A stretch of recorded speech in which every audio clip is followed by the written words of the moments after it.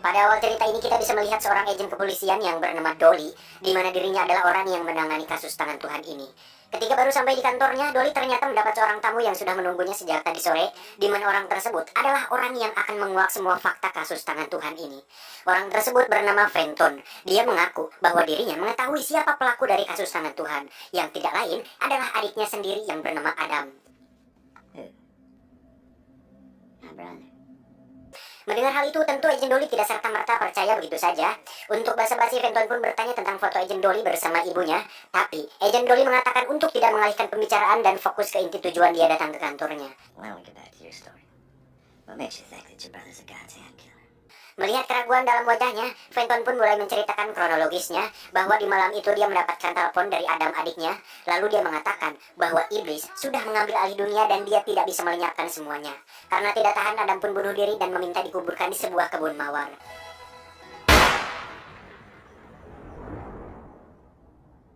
Agent Dolly pun bertanya, apa yang membuatmu yakin bahwa adikmu adalah pelaku tangan Tuhan?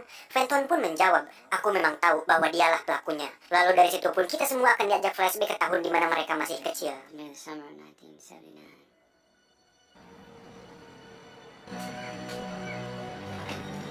Lahir di sebuah kota kecil, Fenton dan Adam tinggal di sebuah rumah sederhana bersama bapak mereka. Si ibu sendiri sudah meninggal saat melahirkan Adam adiknya. Untuk menghidupi Fenton dan Adam, si bapak bekerja sebagai mekanik di sebuah bengkel dan hidup mereka pun normal-normal saja.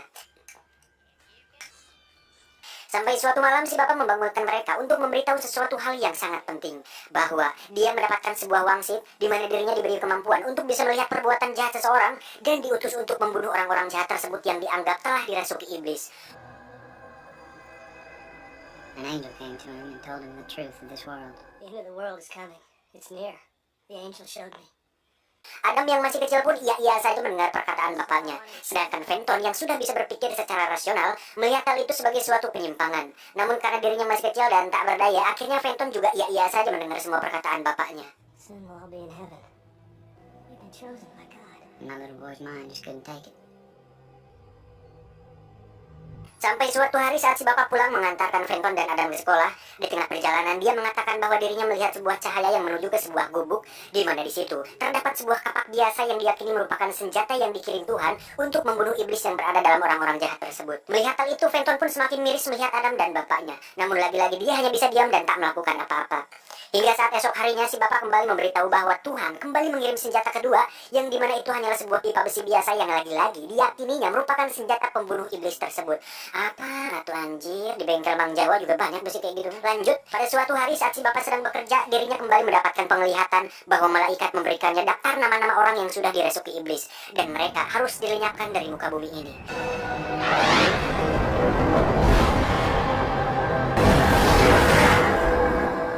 Mendengar perkataan bapaknya, Fenton semakin yakin bahwa bapaknya mengalami gangguan jiwa dan mungkin saja kerasukan jurik jarian.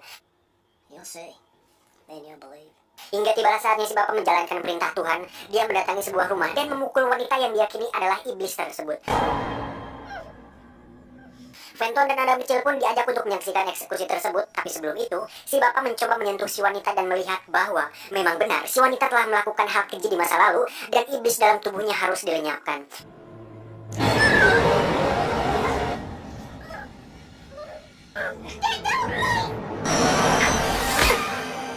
Saat akan dikubur di sebuah kebun mawar, Fenton pun terlihat menangisi wanita tersebut. Si bapak pun mengatakan, jangan menangisinya nak, karena itu adalah iblis yang menyamar sebagai seorang manusia. Tolonglah mengerti, apa kau tidak melihatnya saat aku menyentuhnya? Adam pun menjawab, aku melihat pak, aku melihat iblis itu saat bapak sentuh dia tadi.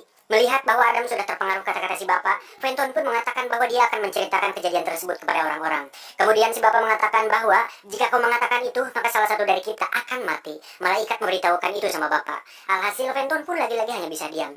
Mendengar semua cerita tersebut, Agent Dolly pun bertanya apakah Fenton memiliki bukti. Fenton pun menjawab, ya, aku tahu di mana letak para korban lain dikuburkan. Untuk itu mereka pun naik mobil dan berangkat menuju ke sebuah kebun mawar di mana para korban dikuburkan. Di tengah perjalanan, Fenton pun kembali menyinggung perihal keadaan ibunya sekarang. Agent Dolly pun mengatakan bahwa foto yang ada di kantornya diambil beberapa hari sebelum ibunya tewas oleh seorang pelaku yang masih belum ditemukan. Tak ingin mengingat kenangan tersebut, Agent Dolly pun menyuruh Fenton untuk melanjutkan ceritanya. Well, why don't you just keep talking? Maybe I'll figure that out. Saat itu, tepat pada hari Minggu, Fenton dan Adam diajak oleh si bapak untuk membantunya menangkap iblis lain yang merupakan seorang kakek-kakek renta. Fenton pun ditugaskan untuk mengalihkan perhatiannya dan Fenton pun melakukannya. Edward March. Saat si bapak menyentuhnya, dia terlihat sangat emosi kepada korban kali ini. Hingga akhirnya bapak mengungkapkan bahwa kakek tersebut adalah seorang pedofil yang suka mencabuli anak-anak dan itulah alasannya kenapa bapak sangat emosi kali ini. And you can't escape God's wrath! He was a murderer of little children, Fenton. Babies. He's the murderer. Listen to me, Adam. Dad kills people. We're just serving God's will. I'm coming down, you. Suatu malam, bapak pun ingin bicara empat mata dengan Fenton, di mana dia sadar bahwa Fenton tidak seperti Adam yang bisa melihat iblis dalam tubuh manusia. Untuk itu, malaikat sudah memberikan sebuah perintah kepada si bapak bahwa Fenton harus menggali tanah di halaman rumahnya. Dengan terpaksa dan sedikit aral, Fenton pun mulai menggali tanah tersebut, hingga dia sadar bahwa lubang itu akan dijadikan ruang rahasia si bapak untuk menghabisi orang-orang yang diyakini telah dirasuki oleh para iblis. Would you go with me there? There's no reason to go. He's a killer. I've been praying for you. He might be able to make me dig this stupid hole, but he can't make me pray. Get out of here! Butthole! No, no, keep it moving! Keep it moving! Dan saat korban ketiga sudah didapat, bapak pun menyuruh Fenton untuk menghabisi iblis tersebut dengan tangannya sendiri. Tapi, Fenton langsung lari dari sana dan menuju ke kantor polisi.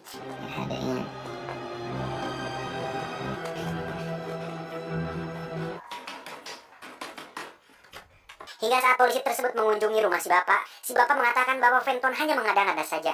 Dan agar Fenton diam, si bapak pun mengajak polisi untuk memeriksa gudangnya dan ternyata tidak ditemukan apa-apa di sana. Hingga saat Fenton mengatakan bahwa dirinya mengetahui di mana para korban lain dikuburkan, si bapak langsung mengapak si polisi hingga tersungkur dan langsung mengkapaknya lagi hingga tewas saat itu juga. Please!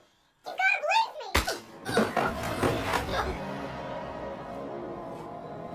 May God welcome you. Keep you. Saat dikuburkan, si bapak pun terlihat menangis dan marah kepada Fenton karena gara-gara Fenton, si bapak terpaksa harus membunuhnya agar misi tidak terhalangi. Karena Fenton terus nyerocos dengan mengatakan si bapak seorang pembunuh, bapak pun emosi dan akan memukul Fenton dengan skop. Beruntung, Adam keburu datang dan melarang melakukan itu. Hingga akhirnya, bapak menghukum Fenton dengan mengurungnya di dalam ruang rahasia tersebut. Tujuannya, agar Fenton bisa introspeksi diri dan berdoa kepada Tuhan agar dirinya bisa melihat iblis seperti apa yang dilihat oleh Adam dan bapak.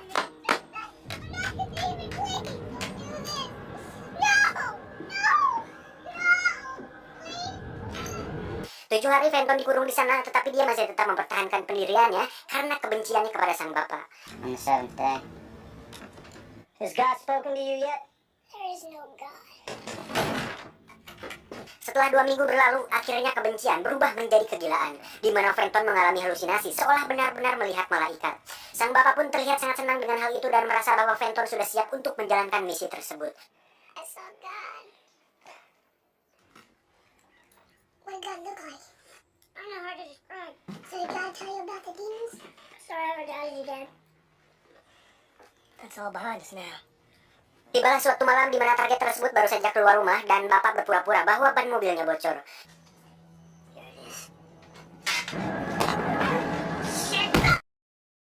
Hingga saatnya tiba eksekusi, bapak pun menyuruh Fenton untuk melakukannya. Namun yang terjadi selanjutnya benar-benar mengejutkan, di mana Fenton justru mengkapak si bapak hingga akhirnya beliau tewas saat itu juga.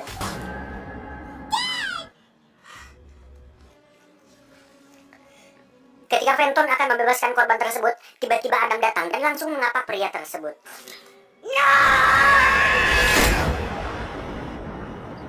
Sejak hari itu, Fenton dan Adam pun dimasukkan ke panti asuhan yang berbeda dan tidak pernah bertemu sampai terdengar kabar bahwa Adam tewas karena bunuh diri. Sampai di kebun mawar, mereka pun langsung menuju kemana mereka dikuburkan, termasuk Adam. Hingga akhirnya Fenton mengatakan sesuatu yang mengejutkan, di mana dia mengatakan bahwa dia adalah Adam, yang berarti Fenton sudah mati. He promised you that he'd bury you. Don't make any sense. Yes, it does. If the man standing in front of you is Adam Meeks, So you killed all those people. just let me show you where I buried Fenton. Saat melihat banyak kuburan di sana, Agent Dully pun seketika terkejut. Dari situ, Adam pun mulai menceritakan semua kebenarannya, di mana si bapak sebenarnya sudah mengetahui bahwa Fenton ditakdirkan akan berbuat kejahatan dan merupakan salah satu iblis. Thought your brother was a demon. Tetapi karena si bapak tidak ingin kehilangan anaknya, dia terus berusaha untuk membuktikan bahwa takdir itu tidak benar. Namun pada faktanya justru bapaklah yang harus mati oleh Fenton sendiri. Adam pun mengungkapkan bahwa Fenton tidak mati karena bunuh diri, tetapi Adam sendirilah yang melakukannya di malam itu. Karena seperti yang sudah dikatakan tadi, Fenton sudah dirasuki iblis yang akan terus berbuat kejahatan.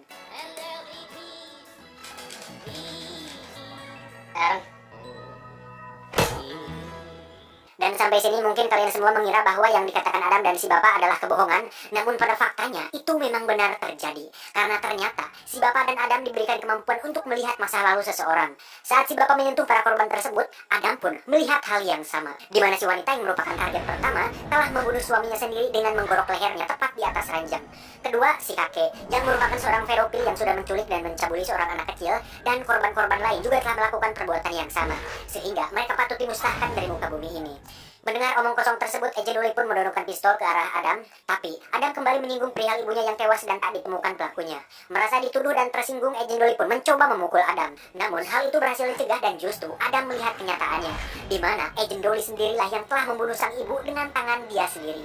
Entah apa motifnya, yang jelas itu bisa menyimpulkan bahwa anggapan si bapak bahwa iblis telah merasuki manusia mungkin memang benar adanya. Dalam keadaan syok dan lemah, Agent Dolly pun digendong dan dimasukkan ke dalam liang lahat. Hingga akhirnya Adam pun mengapak Agent Dolly dan menguburkannya di sana. Pihak kepolisian yang memeriksa rumah Fenton pun menemukan beberapa catatan dan daftar orang-orang yang dibunuh, dan di sana tertulis nama Agent Dolly yang sudah dicoret, yang berarti mereka menganggap bahwa Fentonlah pelakunya. We found this in the basement. Untuk mencari informasi lebih lengkap, FBI pun menemui sang adik yaitu Adam untuk meminta keterangan darinya. Dan Anda pasti luas, karena Adam adalah seorang sheriff di kota kecil tersebut. Dan itu benar-benar tak terduga. Dirasa Adam tidak ada keterkaitan dengan kasus Fenton kakaknya, agen FBI itu pun memutuskan untuk pergi. Dan saat berjabat tangan, Adam melihat bahwa FBI itu adalah orang yang baik. Pada akhirnya, Adam pun akan terus melakukan tugasnya sebagai tangan Tuhan.